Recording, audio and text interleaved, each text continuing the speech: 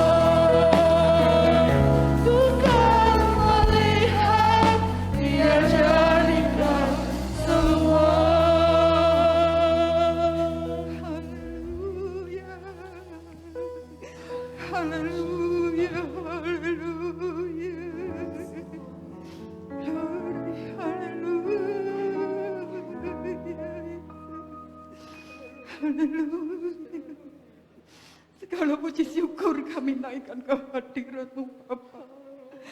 Allah Bapa kami yang bertatap di dalam kerajaan surga. Jadilah kehendak-Mu Tuhan, seperti di bumi, di dalam surga. Terima kasih Tuhan, kalau pada sampai saat pagi hari ini, kami ada kembali di dalam rumah-Mu. Kami ada di dalam bait-Mu yang kudus Tuhan, untuk memuji dan menyembah, memuliakan nama-Mu. Terima kasih Bapa yang baik, buat pemeliharaan-Mu Tuhan yang sempurna dalam hidup kami. Kalau kami ada sampai saat ini, kami percaya semua karena anugerah-Mu Tuhan yang limpah Tuhan dalam hidup kami. Terima kasih Bapa yang baik, syukur terima kasih Bapa. Terima kasih Tuhan. Hari lepas hari Engkau sudah memelihara kami. Sehingga sepanjang minggu ini Tuhan, kami ada sebagaimana kami ada. Kami masih hidup, masih bernafas. Tuhan memberkati kami dengan tubuh yang sehat. Kami percaya Tuhan, semua karena berkat kemurahan Tuhan yang sudah dilimpahkan dalam hidup kami Bapak. Engkau hadir saat ini melawat kami Tuhan, pribadi lepas pribadi. Sungguh kami merasakan kehadiran-Mu, lawatan-Mu Tuhan. Roh Kudus bekerja di tempat ini, menjamah kami, setiap pribadi lepas pribadi Bapak. Terima kasih Tuhan Yesus. Kami yakin dan percaya Tuhan, buat segala Tuhan kebaikan kemurahan-Mu yang sudah dilimpahkan dalam hidup kami. Bapak, kami bersyukur Tuhan, Terima kasih Tuhan. pada kesempatan ini Tuhan, kami boleh Tuhan mendengarkan Tuhan firman-Mu.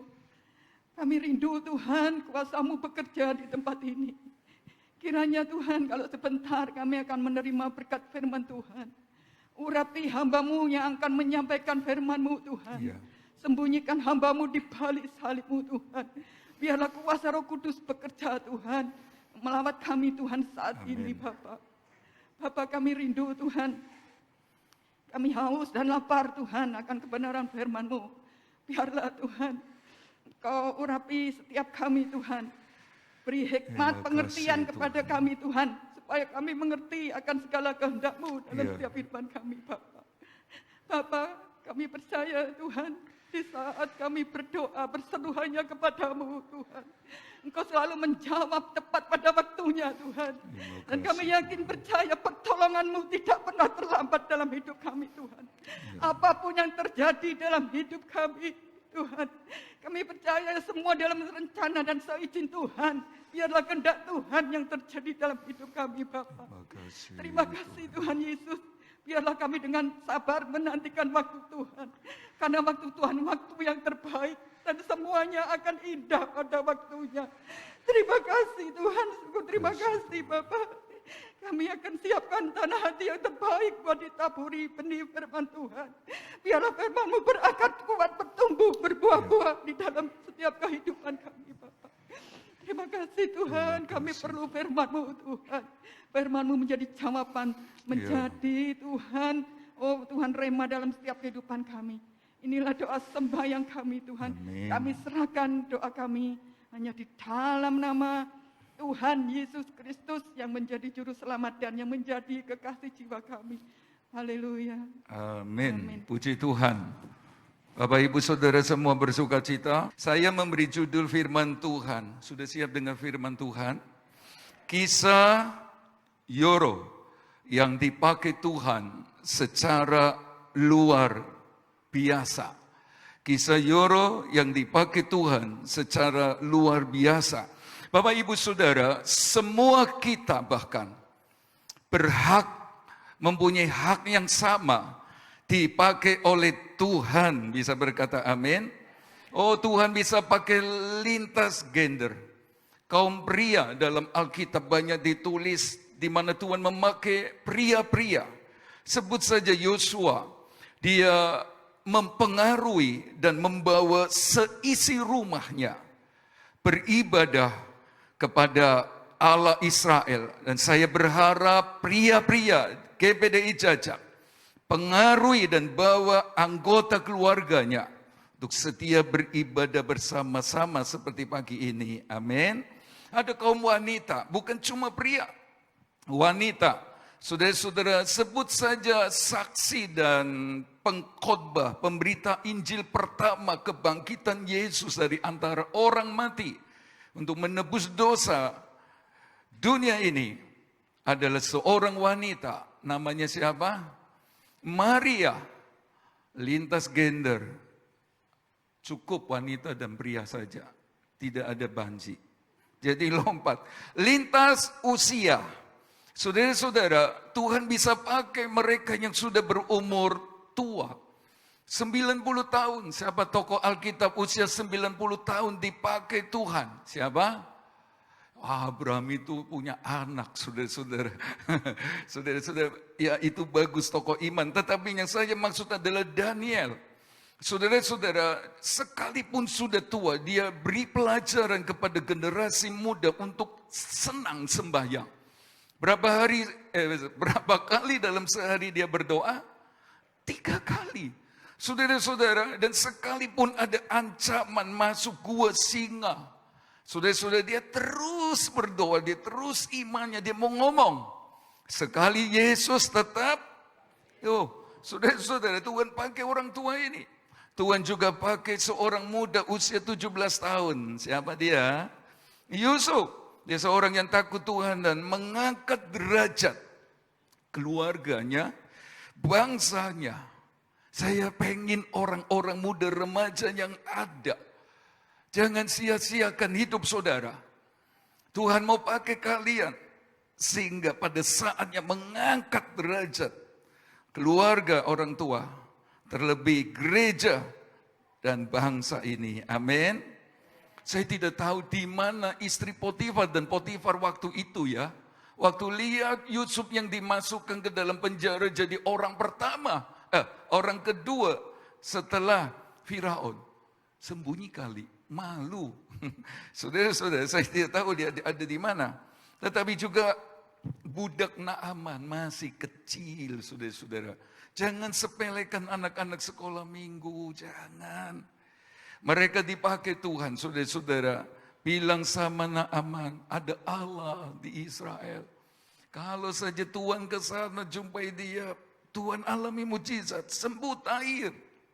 Dan benar terjadi. Tuhan bisa pakai siapa saja, bahkan lintas pekerjaan. Pekerjaan apa? Saudara-saudara, di tempat kerja Bapak Ibu Saudara, di mana saja Tuhan bisa pakai, di sekolah, di tempat kuliah dan lain sebagainya. Petrus dan kawan-kawan ini pekerjaannya apa itu? Cari ikan namanya apa? Nelayan, saudara-saudara. Tapi Tuhan pakai. Tapi Tuhan juga bisa pakai Paulus. Seorang yang pintar, cerdik, cendikia, seorang yang hebat, saudara-saudara. Dipakai Tuhan. Lihatlah, Tuhan bisa pakai semua lintas zaman. Musa di zaman dulu dia bilang, aku nggak betah bicara, aku nggak bisa bicara. Sekalipun memang sempat kecap pendidikan di Universitas Kairo, kalau mungkin sudah ada, belum ya. Tapi saudara-saudara, di zaman dulu ada Elia, ada Musa, ada Elia, ada banyak. Di zaman kemudian kita kenal nama Charles Spurgeon, kita kenal Martin Luther, ya, sehingga ada gereja Protestan. Saudara-saudara, ada R.A. Torrey, dia ngerti ada sarana penginjilan penting lewat panti asuhan. Saudara-saudara, tidak tahu dari mana biaya untuk mendanai ini, tapi dia berdoa dan Tuhan pakai, heran. Saya ingin Bapak Ibu Saudara dukung sarana penginjilan yang adalah pekerjaan Tuhan dalam doa, dalam saudara cerita sama yang lain, pengaruhi yang lain. Ingat, kita harus memberi bau apa? Basin, bau harum. Ya, saudara-saudara, dan R.A. Torrey di zaman itu dipakai. Ada Adoniram Judson, dia misionaris Amerika yang menangkan Burma. Saya masih senang di sini dulu. Ada David Livingstone, orang Inggris yang mau mati untuk Cina. Dia beritakan Injil di sana. Ada Billy Graham, ada Ofler, lalu ada tokoh GPDI, Van Claveren sama Cornelius Kruisbeck yang datang ke Bali, saudara-saudara, sehingga kemudian kita bisa bergereja di gereja Pantai Kosta di Indonesia, jajak yang diberkati Tuhan. Amin. Ada Reinhard Bonnke, itu zaman-zaman kemudian. Lintas zaman, tapi saya percaya Tuhan bisa pakai di masa milenial ini. Amin. Oh, Tuhan bisa pakai Rafa. Tuhan bisa pakai Jojo. Jojo mana? Jojo musik, Jojo Junior, Hansa. Tuhan bisa pakai zaman milenial ini. Bisa pakai. Tuhan bisa pakai. Tuhan bisa pakai pemain sepak bola dari Chelsea lah. Tuhan bisa pakai, semua bisa Tuhan pakai. Saya memandang setiap pribadi, anak-anak, sebagai pribadi yang luar biasa. Dulu waktu saya ngajar sekolah minggu, sudah di loteng sana, di atas. Kalau saya mau memulai, saya belajar dari seorang hamba Tuhan untuk tundukkan kepala di depan mereka. Siapapun mereka, nakalnya kayak apa. Karena saya percaya, satu saat mereka akan dipakai Tuhan di bidang masing-masing. Amin.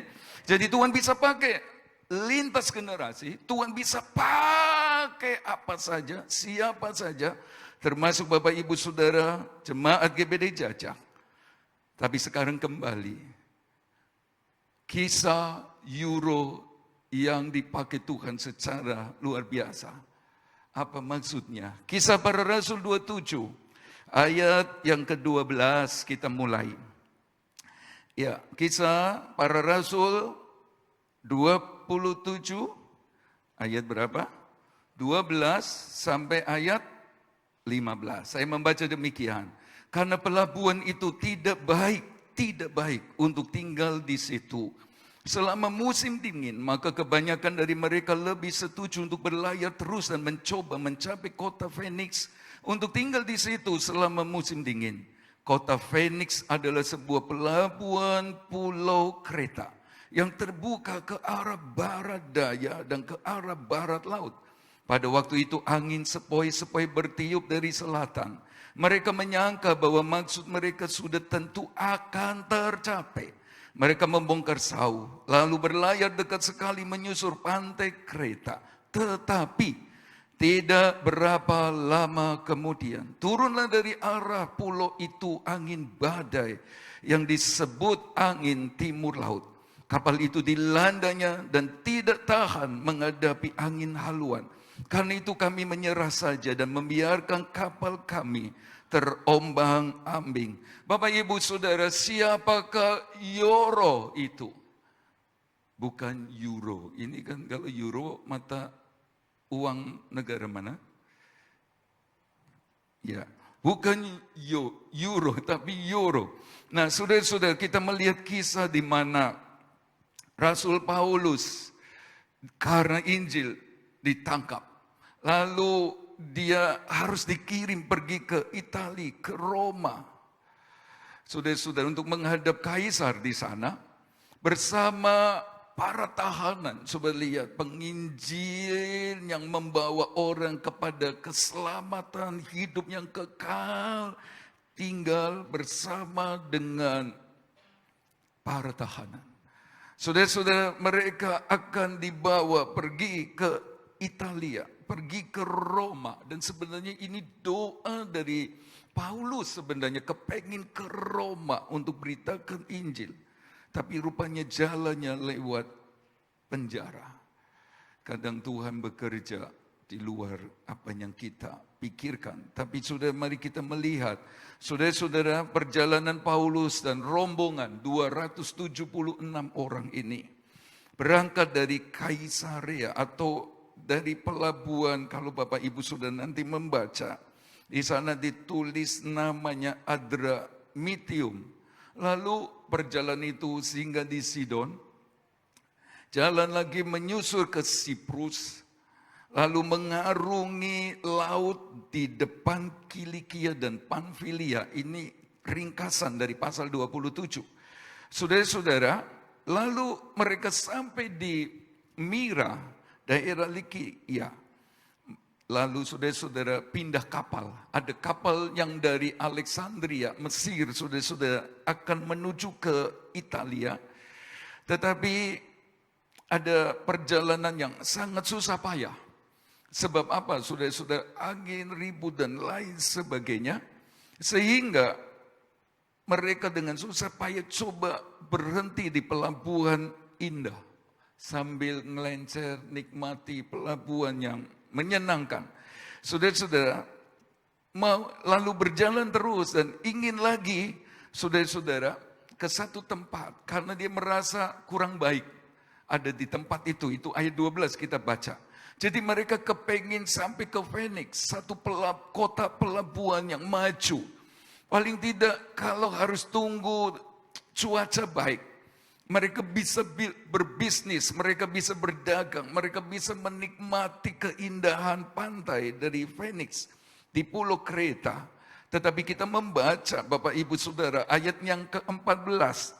Tetapi tidak berapa lama kemudian turunlah dari pulau itu angin badai yang disebut angin timur laut. Bapak Ibu Saudara yang Tuhan kasih, belum sampai di tempat yang mereka inginkan. Belum sampai di tempat yang mereka rencanakan untuk mendapatkan keuntungan dalam bisnis, dalam berdagang, dalam merantau, dalam saudara-saudara cita-cita mereka. Tetapi ada angin timur laut yang besar sehingga kapal diombang-ambingkan. Bukan hanya itu, kalau kita baca ayat yang ke-16, saudara-saudara, angin badai yang hebat itu membuat kapal mereka hanyut. Saudara-saudara, mereka coba kuasai sekoci. Dan karena takut terdampar di beting Sirtis, beting itu tumpukan timbunan pasir yang terapung begitu. Saudara-saudara, maka mereka membiarkan kapal itu terapung-apung. Alat-alat kapal mulai dibuang. Sebab sudah diobak-ambingkan begitu rupa Bapak Ibu Saudara. Mereka sudah menyerah, sudah tidak bisa buat apa-apa. Alkitab di ayat yang ke-20 pasal 27 Kisah Para Rasul. Mereka tidak lihat matahari dan bintang-bintang tidak bisa lihat. Matahari itu penunjuk arah. Sudah tidak bisa tahu mau kemana ini. Seringkali Bapak Ibu Saudara ada di kapal kehidupan yang sukar. Kita diperhadapkan dengan persoalan-persoalan yang besar seperti di dalam kapal yang terombang-ambing. Saudara-saudara, kita pusing, kita sakit kepala, kita bingung, saudara-saudara, seperti mereka tidak bisa melihat matahari. Artinya sudah tidak tahu mau kemana, sebab kalau kita tahu itu timur, maka mereka ngerti harus kemana. Tidak ada matahari. Di waktu malam tidak ada bintang, sepertinya gelap. Dan ini terjadi seperti di Mesir, mereka tidak berani turun dari tempat tidur. Kata kitab Kejadian. Jadi mereka dalam keadaan sukar, mereka dalam keadaan bingung, mereka dalam keadaan ketakutan yang mencekam, mereka susah. Di kapal itu sudah mereka putus harap. Kalau baca selanjutnya mereka tidak makan, puasa, saya mau bilang ini terpaksa atau tidak ya, 14 hari loh. Saya mengenal di Alkitab dari guru juga, dari hamba Tuhan ada puasa sehari, ada puasa 3 hari, ada puasa 7 hari, ada puasa 21 hari, ada puasa 40 hari. Tapi kali ini saya mau sampaikan ada puasa 14 hari. Saudara-saudara, di mana mereka kehilangan selera makan. Mereka sepertinya gak mau makan. Karena apa? Karena terombang-ambing mereka, karena dalam kesukaran yang mencekam sekali. Mereka sudah putus harap. Dan saudara-saudara, mereka habis-habisan. Sebab ada saat di mana mereka dihajar oleh gelombang dan menabrak satu tempat di mana sudah pecah kapal. Saudara-saudara, habis-habisan.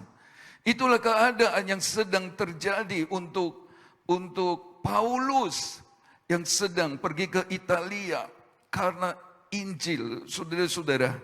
Dan saya mau bilang, perginya ke Italia, perginya ke Roma karena kehendak Tuhan.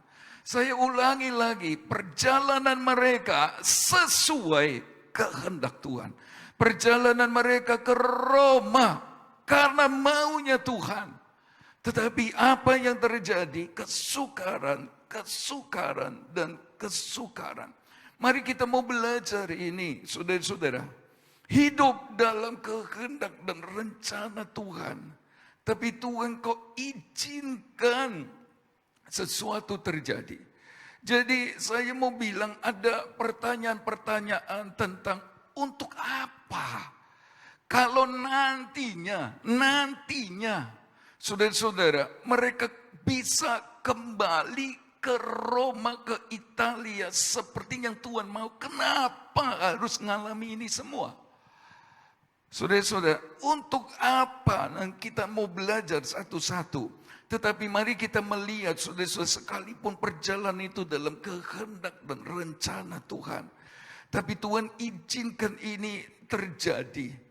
Bahkan yang saya mau sampaikan adalah Tuhan sepertinya memperlakukan Paulus dalam hal ini, Aristarkus, teman sepelayanannya, memperlakukan banyak anak Tuhan seperti musuh. Apakah Bapak Ibu juga pernah merasakan, aku kok seperti ini dijadikan musuh sama Tuhan? Saudara-saudara, Tuhan sedang memakai Yoro, angin timur laut, dalam bahasa Yunani ditulis Yoro Kludon. Saya ambil kata Yoro yang artinya angin timur. Sedangkan Kludon sendiri artinya gelombang yang dahsyat.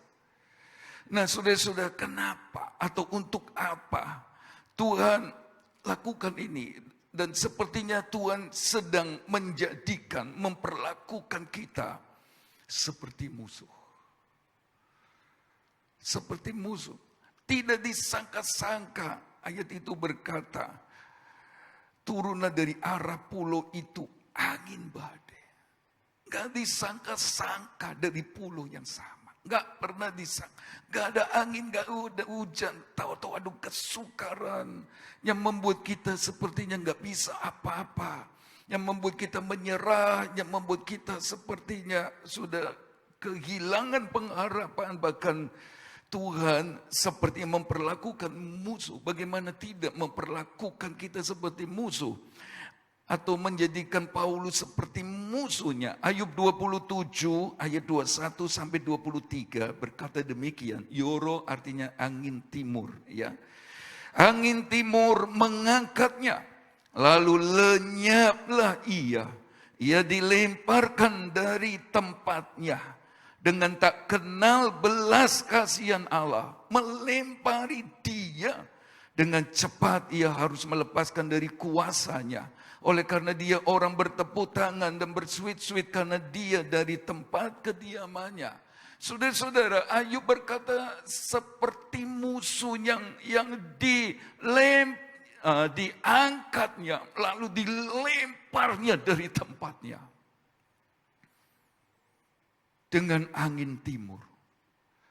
Tuhan izinkan angin timur, saudara-saudara, membuat mereka terombang-ambing seperti Ayub 27. Tuhan kayaknya menjadikan kita ini musuhnya. Di mana kita diangkat untuk dilemparkan supaya lenyap. Enggak punya belas kasihan sepertinya. Sehingga banyak anak Tuhan berkata, sampai kapan saya berdoa Tuhan? Berapa lama lagi saya berdoa? Kok enggak mandek-mandek Tuhan persoalan ini? Nah, itu seperti Tuhan memperlakukan musuh. Enggak ada belas kasihankah Tuhan? Kok Tuhan enggak berkemurahan seperti dulu? Orang malah tepuk tangan. Oh, kapok. Saudara-saudara, apakah ada di antara kita seperti ini?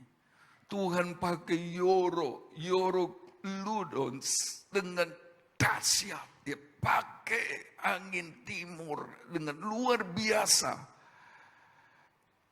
Dan sepertinya kita jadi musuh Tuhan. Saya mengingat kisah di mana Tuhan Tuhan kirim angin timur untuk membelah Laut Merah. Memang. Supaya anak-anak Tuhan itu bisa berjalan di tanah yang kering, Bapak Ibu Saudara. Lalu nanti sampai di Kanaan, tempat diberkati Tuhan. Tapi mari kita mau ngerti juga, sementara tanah kering ini masih bisa dilewati, laut itu masih terbelah. Orang-orang Mesir, saudara-saudara, Firaun juga lewat tanah kering karena angin timur. Tapi hanya untuk ditenggelamkan. Sudah bisa lihat? Seringkali kita menghadapi persoalan dan kita merasa Tuhan kok kayak jadi musuhku. Dengan angin timur, saudara-saudara, orang-orang Mesir ditenggelamkan seperti sudah nggak bisa apa-apa. Pernahkah Bapak Ibu Saudara merasakan ini? Saudara-saudara, di pasal 10 ayat yang ke-12 sampai 13 kitab Keluaran, Tuhan kirim angin timur untuk mendatangkan apa? Binatang apa itu? Serangga apa? Belalang. Saudara-saudara, dengan angin timur, kalau pakai bahasa Yunani ditulis yoro juga. Angin timur ini berembus dan belalang-belalang datang setelah sekian hari, sehari-harian, semalam-malaman, saudara-saudara. Maka belalang itu datang. Yoel 1 ayat 4 mencatat ada belalang pengerip. Saudara-saudara, grogoti daunnya dihabisi, semua yang hijau dihabisin. Lalu belalang pengerip selesai. Saudara-saudara, belum selesai masalah, kirim belalang pindahan. Mulai ranting-rantingnya, grogoti. Cukup, tak pikir berhenti, kata mereka. Ganti belalang pempindahan, kiri belalang pelompat. Sudah mulai ngantem batang ini, tutuli terus. Terakhir Tuhan kirim belalang pelahap sampai ke akar-akarnya. Saudara-saudara, kalau mungkin Aristarkus jiwa baru itu melihat, Paulus, kenapa Tuhan kirim Yoro Keludon? Kenapa Tuhan kirim angin timur yang dahsyat? Kenapa Tuhan kirim kesukaran? Kenapa Tuhan jadikan kita seperti musuhnya? Dia mau tenggelamkan kita ini. Dia mau habisi kita. Nah, habiskan seperti belalang. Belalang 1, belalang 2, belalang 3, belalang 4. Ada yang merasa Tuhan sepertinya kejam sekali. Tadi di Yoel 1 ayat yang keempat ya. Sudah kita jadi bingung. Ini sulit dimengerti. Kalau saya khotbah ini bukan berarti dari pengalaman dioperasi lalu merana, oh Tuhan kenapa ini? Bukan saudara-saudara, sungguh bukan. Saya berdoa Tuhan, saya mau serius, saya mau belajar, saya mau banyak duduk kaki Tuhan ngomong yang belum pernah saya ngerti sekarang. Dan saya mau sampaikan, ini aneh Tuhan, tapi nyata. Seperti Tuhan mau jadikan musuh. Bapak Ibu Saudara, bukankah mereka ke Roma seperti yang Tuhan mau? Bukankah mereka sudah setia? Bukankah Paulus ini melayani, beritakan Injil? Bahkan nanti kita tahu dia mati karena Injil. Bukankah mereka sudah nurut firman, mau korban, pekerjaan Tuhan butuh apa, dukung, soal ketaatan, kembali ke sudah semua di jalan Tuhan. Nanti kalau kita baca saudara-saudara, pasal 28. Tuhan yang sama loh. Bahwa mereka pakai kapal yang juga dari Mesir, Alexandria, walaupun kapal itu beda. Tuhan bikin kapal itu diem selama 3 bulan. Memang untuk mereka bisa balik ke Roma. Karena Tuhan ini kok aneh. Saudara-saudara, tapi pasti kalau kita bertanya kenapa Tuhan dan untuk apa Tuhan, itu manusiawi. Tapi mari kita melihat untuk apa dulu. Saudara-saudara, di tengah perjalanan Tuhan sepertinya interupsi. Sudah tahu interupsi itu menyela, memotong pembicaraan atau pidato. Anggap seperti lagi enak-enak di pelabuhan indah. Lalu kepengin ada di Phoenix bisa dagang macam-macam. Lagi enak-enak. Seperti itu interupsi, potong, stop. Angin timur berembus, badai gelombang, silakan datang. Hajar kapal di mana Paulus, Aristarkus, dan yang lain ada. Untuk apa? Untuk apa sih? Kok susah-susah kalau akhirnya nanti juga bisa kembali ke Roma? Untuk apa? Saya mengajak kita membaca Roma 9 ayat 17. Kita bicara untuk apa dulu? Roma 9 ayat 17. Saya ingin kita membaca bersama supaya tidak ada yang ngantuk. Walaupun saya suaranya udah keras, nggak mungkin ngantuk ya. Kudus tolong kita. Roma 9 ayat 17, 1, 2, 3. Kitab suci berkata kepada Firaun, itulah sebabnya aku membangkitkan engkau, yaitu supaya aku memperlihatkan kuasaku di dalam engkau, dan supaya namaku dimasyurkan di seluruh bumi. Bisa berkata amin? Saudara-saudara, Tuhan berfirman kepada Firaun sendiri. Dia berkata, itulah sebabnya aku membangkitkan engkau jadi raja. Untuk apa? Untuk menyatakan kuasaku. Untuk menyatakan kemuliaanku melalui engkau. Sehingga ada air jadi darah, sehingga ada katak, seluruh Mesir kecuali di Goshen, ada lalat pikat nyamuk dan lain sebagainya, supaya laut Taberau terbuka, supaya Tuhan dimasyurkan. Untuk apa? Supaya lewat Bapak Ibu Saudara dan saya, kuasanya dinyatakan. Bisa berkata amin? Ini seperti Goliat untuk siapa? Goliat untuk siapa? Daud. Tanpa Goliat, Daud tetap sembunyi di padang rumput. Gembalakan 2-3 ekor domba, itu pun milik papahnya. Tapi dengan adanya Goliat, saudara-saudara, dia bisa masuk ke istana Gibea. Kemudian pada akhirnya dia menjadi raja seperti Tuhan mau. Jadi untuk apa Tuhan bertindak di mana sepertinya kita menilai Tuhan musuh aku ya. Tuhan gak punya belas kasihan. Entek-entekan ini. Semua isi kapal sudah dibuang, wis termasuk gandum, semua wis buang. Seperti pohon yang dihajar oleh belalang, pengerip, pindahan, pelompat dan pelahap, nggak habis-habis sampai habis.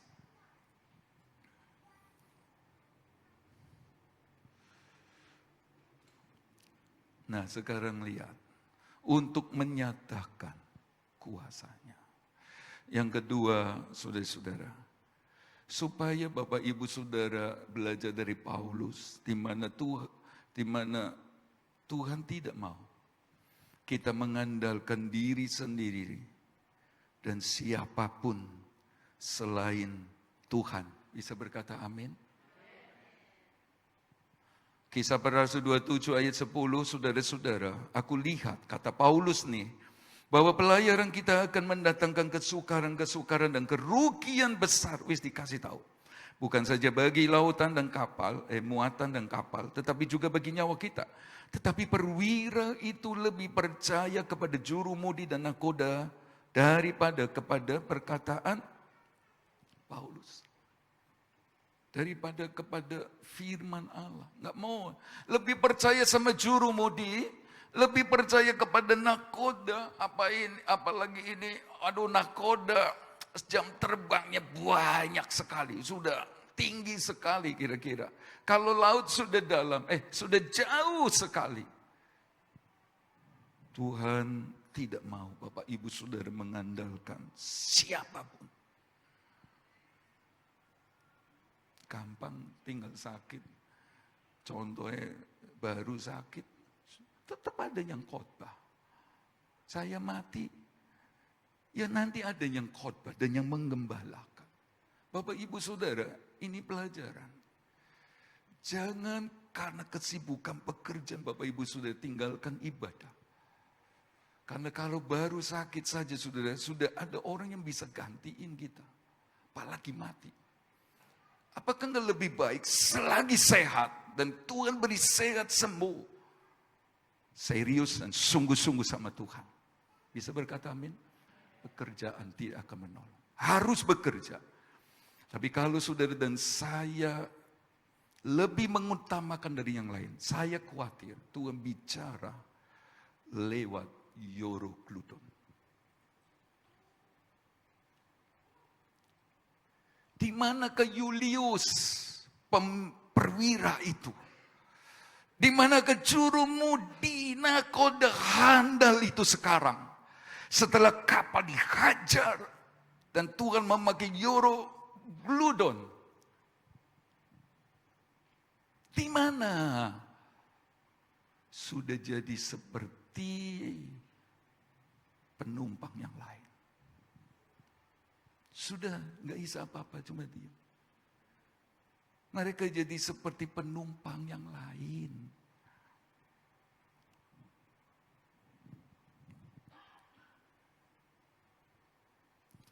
Bapak Ibu Saudara, jangan banggakan apa yang ada pada kita. Jangan banggakan Yesus. Yesus. Bisa berkata amin?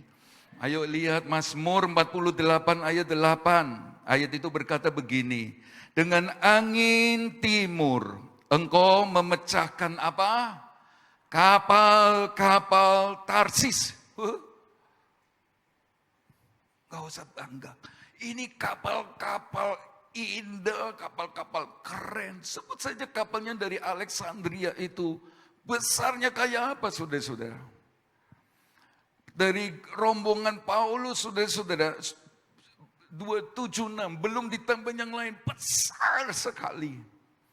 Kapal-kapal Tarsis juga kapal-kapal mewah pada zamannya. Yang membawa orang melencer, bawa Yunus ke sana. Mahal sekali tiketnya. Tapi Tuhan pecahkan dengan Eurogludon. Apa artinya? Tidak ada yang bisa kita andalkan. Cuma Yesus Kristus. Bisa berkata amin. Ayat terkenal Yeremia 17 ayat 7. Diberkatilah orang yang mengandalkan Tuhan. Yang menaruh harapannya pada Tuhan. Ia akan seperti pohon yang ditanam di tepi air. Yang merambatkan akar-akar di tepi batang air.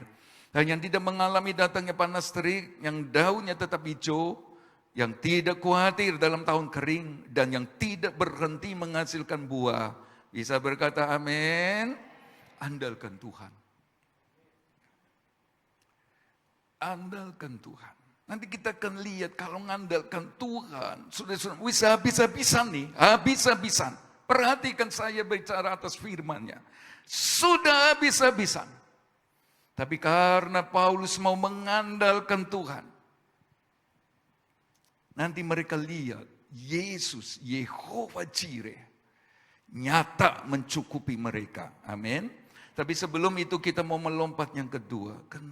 Ketiga, kenapa ya? Tuhan jadikan kita seperti musuhnya. Tuhan biarkan pencobaan, kesukaran seperti angin badai, gelombang tinggi angin timur. Yang dahsyat. Supaya Bapak, Ibu, Saudara dan saya tidak hanya fokus kepada agenda sendiri. Saya ingin kalau minggu mbok agenda ini cuma satu lah. Tertinggi saya harus ibadah. Apalagi Tuhan beri sehat, beri saya sembuh, beri saya kuat. Sudah pelihara dari hari ke hari. Gak bisa diganggu gugat. Saya harus ibadah. Agenda paling tinggi dalam kalender Bapak, Ibu, Saudara dan saya. Amin. Agenda mereka apa, saudara-saudara? Ke Phoenix, bisa berlabuh di sana, tinggal beberapa waktu.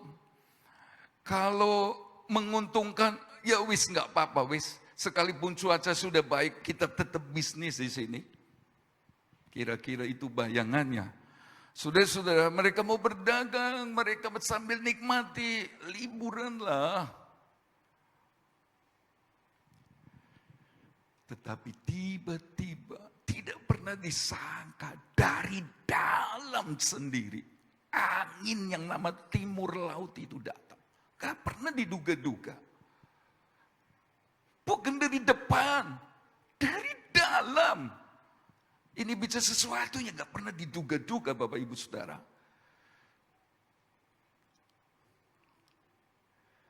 Agenda mereka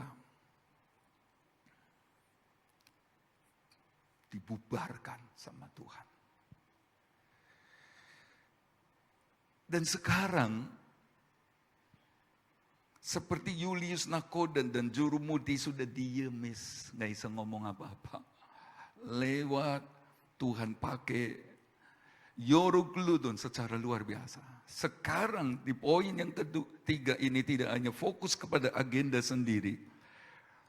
Tuhan punya maksud yang kekal. Dan ini agenda Tuhan.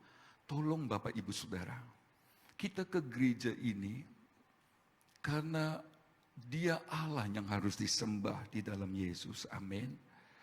Kita datang ibadah karena kita sudah diselamatkan. Kita ibadah karena kita ingin menyatakan syukur sama Tuhan, saudara-saudara. Dan Tuhan gantian menikmati ibadah kita dan ibadah kita senang, menyenangkan Tuhan. Tapi saudara-saudara, tolong mengerti. Tuhan juga punya agenda yang untuk kekekalan. Nah sekarang mereka saudara-saudara giring, Tuhan yang giring loh. Tuhan bisa giring dengan paksa Bapak, Ibu, Saudara. Lewat Yorogludon, saya tidak main-main, saya mau ngomong apa adanya supaya saudara dan saya tidak kaget. Kenapa ikut Tuhan begini? Dia giring orang-orang ini di kapal dengan paksa sampai ke Pulau Malta. Saya percaya di Pulau Malta Tuhan sudah sediakan pekerjaan, pelayanan. Baiknya Tuhan ini. Di sana saudara-saudara ketemu gubernur yang keluarganya sakit. Saya percaya saudara-saudara, Tuhan mau lewat Paulus. Sekalipun di tengah-tengah kesukaran, ada jiwa-jiwa yang diselamatkan. Bisa berkata amin? Saya percaya sampai di Pulau Malta, saudara-saudara mereka bukan istirahat, senang dan bergembira. Ore, selamat masih hidup. Enggak cuma itu. Tuhan kasih pekerjaan. Dan pasti Paulus sebagai Rasul Tuhan, Allah Tuhan yang hebat, ini ngerti. Enggak pernah ada yang kebetulan kalau Tuhan kirim ke Pulau Malta. Supaya apa? Supaya dia bisa beritakan Injil. Sebab lihat prinsipnya di 1 Korintus 9 ayat 16. Celakalah aku jika tidak memberitakan Injil. Orang Kristen, saya mau bilang kepada saudara, mari kita mau seperti Paulus dan berkata, celaka kalau aku tidak beritakan Injil. Celaka kalau aku gak bawa jiwa sama Tuhan. Bukan cuma supaya aku diberkati. Bisa berkata amin? Stop. pemikiran ikut Yesus supaya saya diberkati. Stop! Memang ada berkat, saudara-saudara. Tapi mulailah pikir apa yang Tuhan mau. Seorang anak Tuhan berkata, punya mulut, Tuhan beri mulut. Supaya ngomong, ayo pergi ke gereja. Dan saya sangat menghormati orang ini.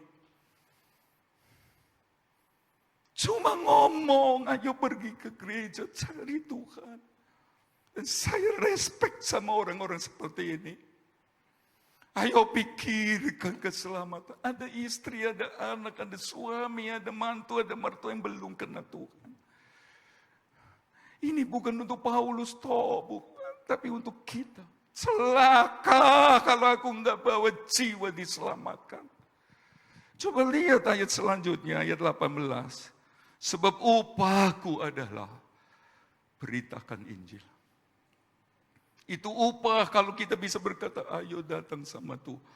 Dia bukan cuma mau menyembuhkan engkau, bukan cuma memberkati engkau, tapi dia mau mengasihi engkau supaya engkau tidak binasa.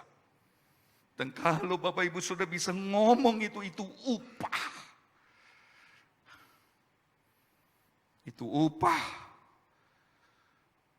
Nanti ayat 22, aku bisa dan mau menjadi orang lemah seperti orang lemah.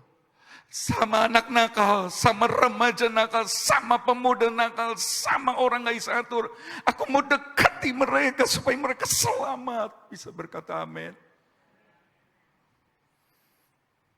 Ayat 23, segala sesuatu aku lakukan demi Injil supaya aku mendapat bagian dalam.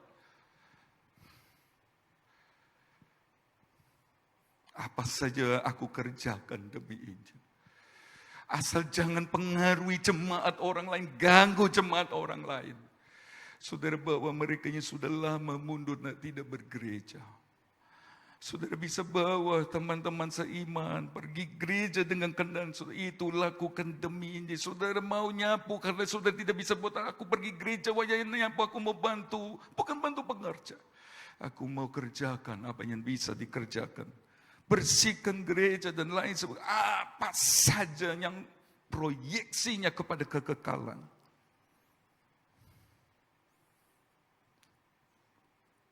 Supaya aku mendapat bagian di dalamnya.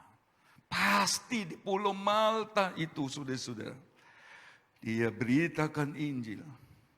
Dia berkata, aku berhutang kepada orang-orang terpelajar, tidak terpelajar. Orang-orang berpengaruh, tidak berpengaruh. Kata Roma 1 ayat 12, 13, 14, 15. Itulah sebabnya aku beritakan Injil. Kita hutang jiwa, Bapak Ibu Saudara. Hutang jiwa. Bayar pun belum bisa. Jangan sampai saudara buang jiwa. Halangi orang datang kepada gereja, datang kepada Tuhan. Bawa jiwa untuk bayar jiwa saja belum bisa lakukan. Saudara jangan sekali-sekali biar itu anak kecil. Menghalangi mereka bisa datang kepada Tuhan. Saya ingin kita mengerti maksud Tuhan yang lengkap. Aku berhutang jiwa. Saya utang jiwa banyak sama Tuhan. Itulah sebabnya saya mau melayani Dia lebih sungguh. Di Pulau Malta. Malta itu artinya honey. Apa itu? Madu, manis. Di tempat yang manis apalagi. Di tempat yang diberkati, di keadaan yang diberkati, di pekerjaan yang diberkati, saya mau tetap lakukan apa yang Tuhan mau. Luar biasa ini orang. Ngerti maksud Tuhan. Dia tidak lagi fokus kepada agenda sendiri yang pasti berhenti di 1 kali 2 tanah yang memendamnya.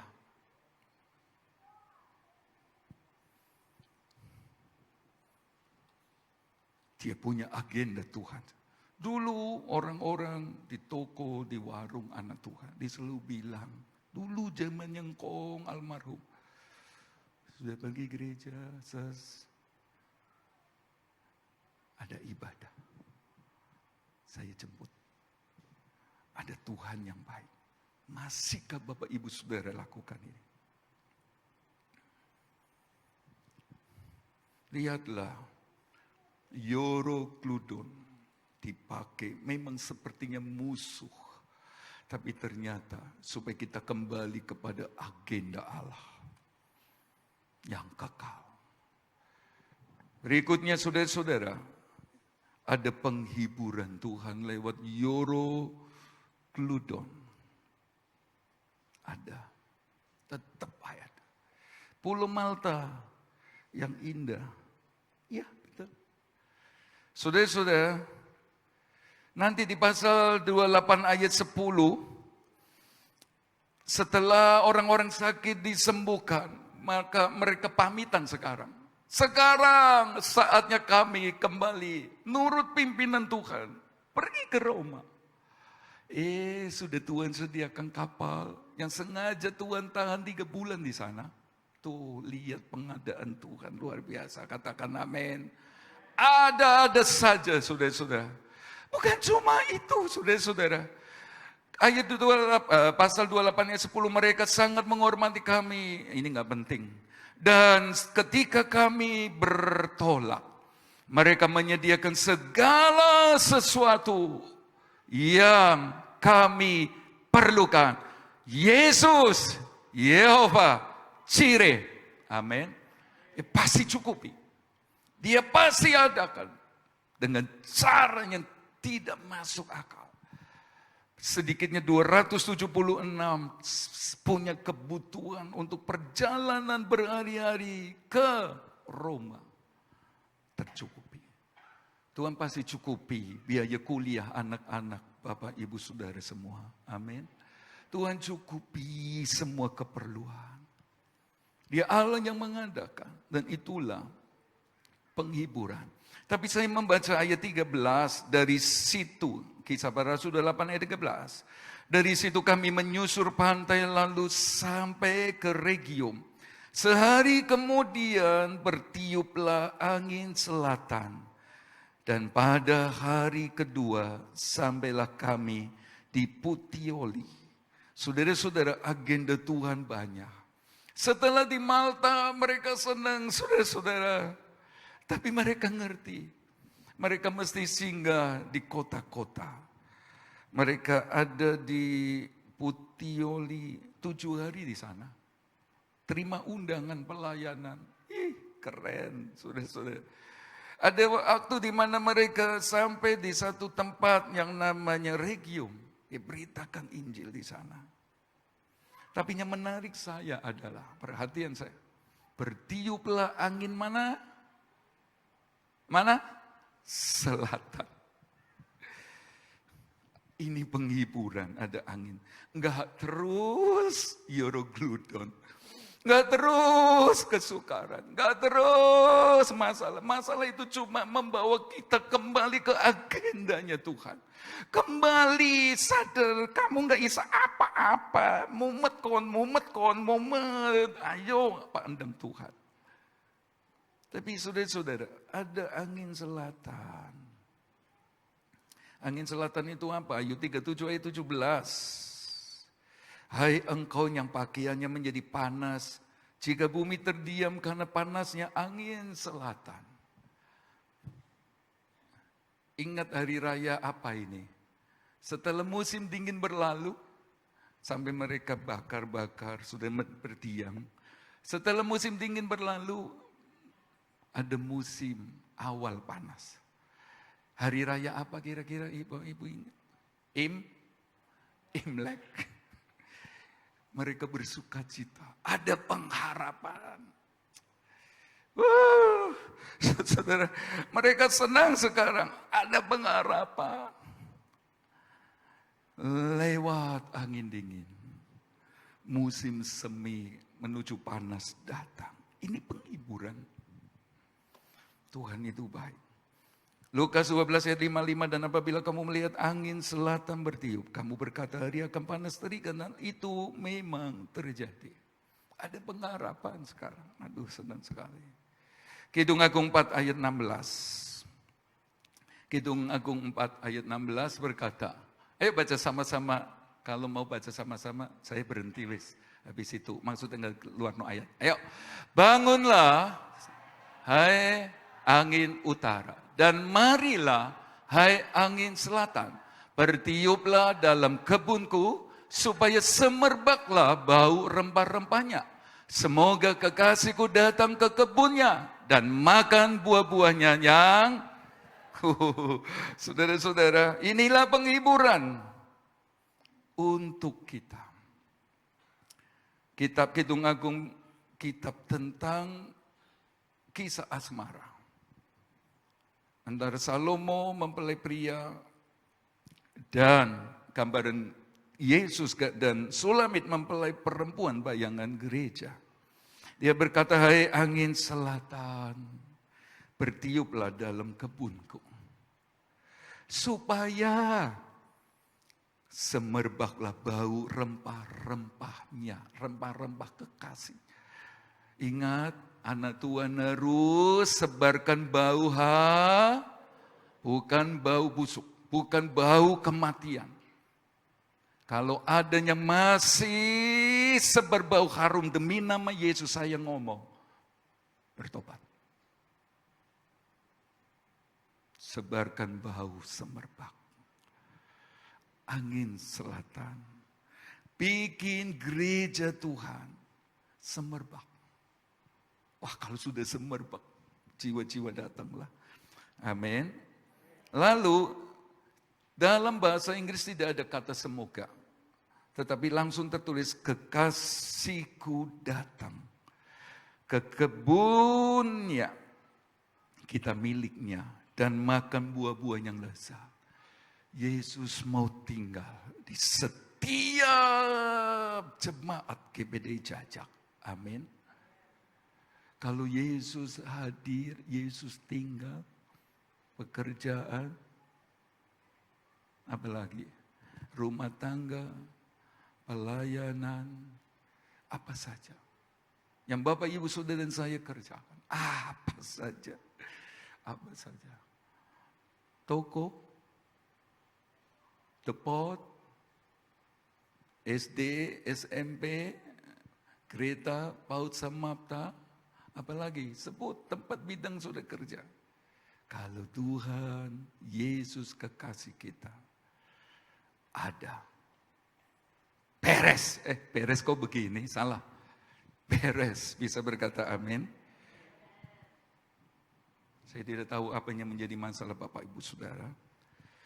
Tapi itu baru tentang untuk apa dia menjadikan kita seperti musuh. Pertanyaan kedua, mengapa? Kita akan bahas pada minggu depan. Tapi kalau Bapak Ibu Saudara sekarang sedang sepertinya mengalami Eurogludon, dia mau tolong kita. Amin. Mau berdiri hadap Tuhan? Mari berdiri. Bapa surgawi, ajarku mengerti. Ya.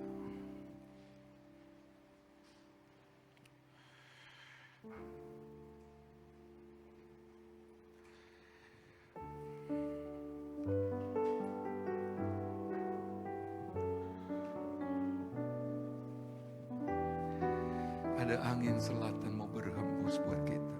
Dia mau hadir dalam hidup kita semua.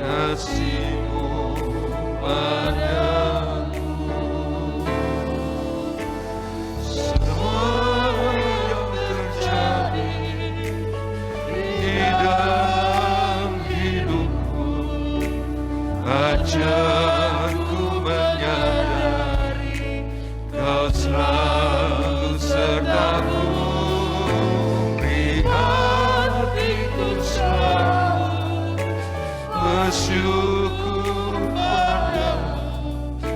karena rencanamu di dalam semua yang terjadi.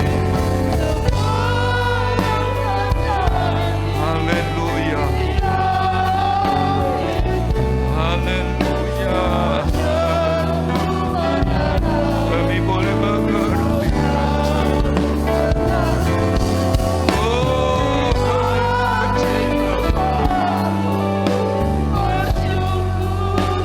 haleluya, semua yang terjadi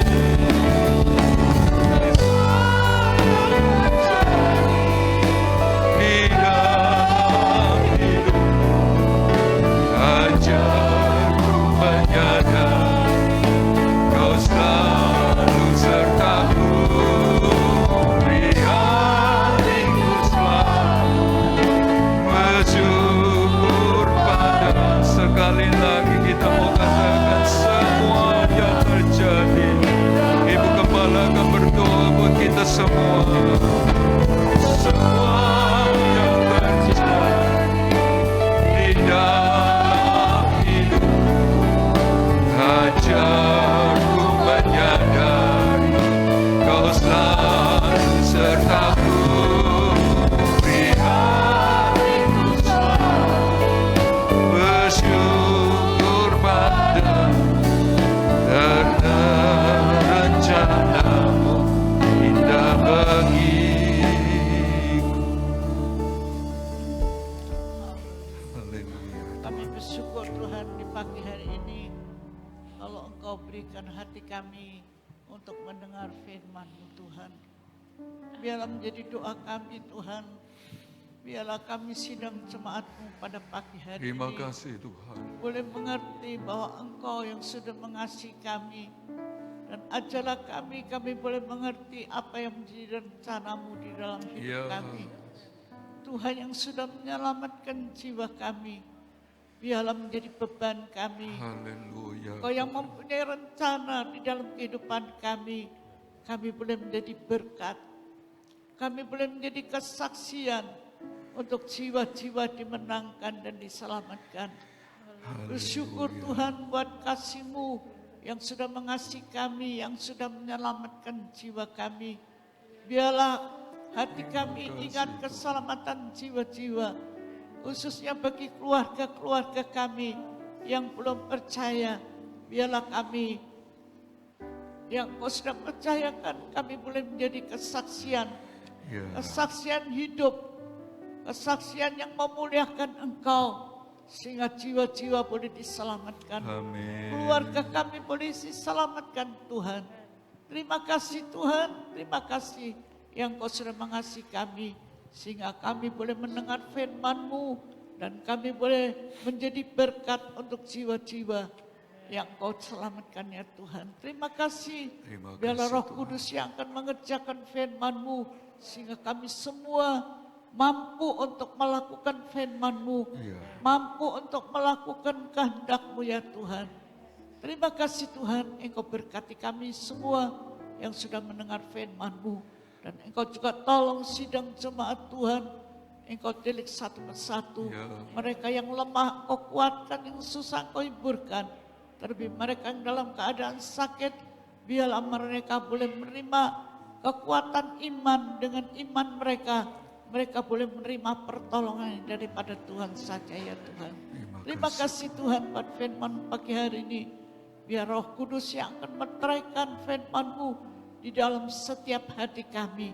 Dan kami sanggup untuk melakukan Roh Kudus, apa yang menjadi rencana kehendak-Mu dalam kehidupan kami, menjadi berkat ya Tuhan. Terima kasih Tuhan, Terima kasih. berkati kami semua yang sudah mendengar firman-Mu. Roh Kudus yang akan meteraikan firman-Mu di dalam setiap hati kami semua. Haleluya. Di dalam nama Tuhan Yesus Kristus kami berdoa.